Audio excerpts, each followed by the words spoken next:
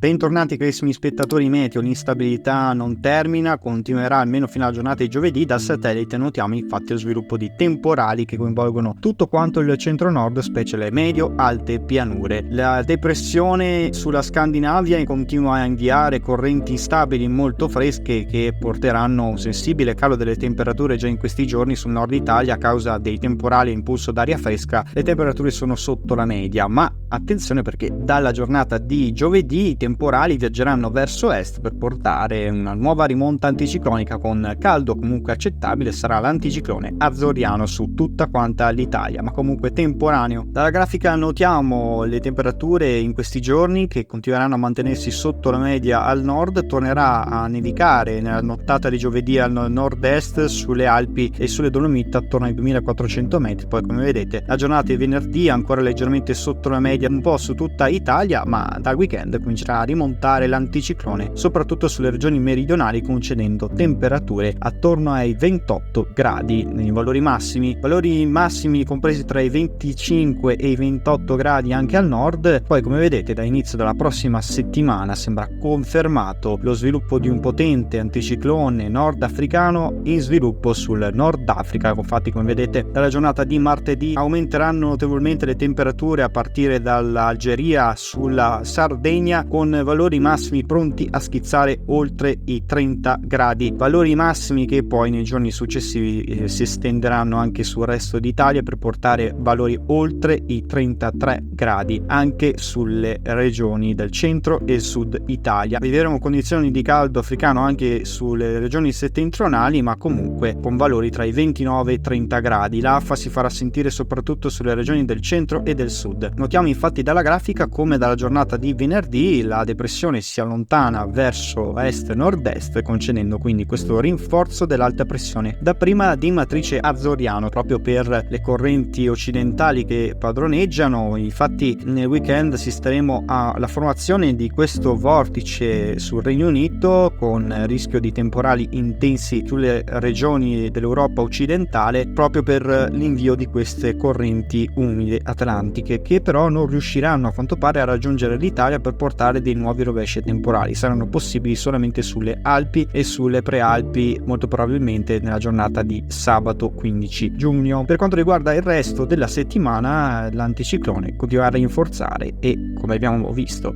dalla grafica, è confermata una nuova ondata di caldo africano a partire dalla giornata di martedì 18 giugno. Martedì 18 giugno confermata l'ondata di caldo. Questo potente anticiclone nordafricano torna protagonista per concedere giornate afose, soleggiate dappertutto, con l'incognita comunque della sabbia sahariana che continuerà a padroneggiare i cieli soprattutto sulle regioni del centro-sud Italia. Le velature non mancheranno e i temporali saranno scarsamente probabili. La situazione da tenere d'occhio sarà da monitorare questo vortice di bassa pressione che si andrà a situare sull'Europa occidentale. Questo vortice, ancora con una traiettoria incerta, potrebbe influenzare anche l'Italia nel resto della settimana. Vedremo ovviamente ulteriore sviluppo a riguardo, capiremo tutto ovviamente nel corso delle prossime edizioni. Rimani come sempre aggiornato.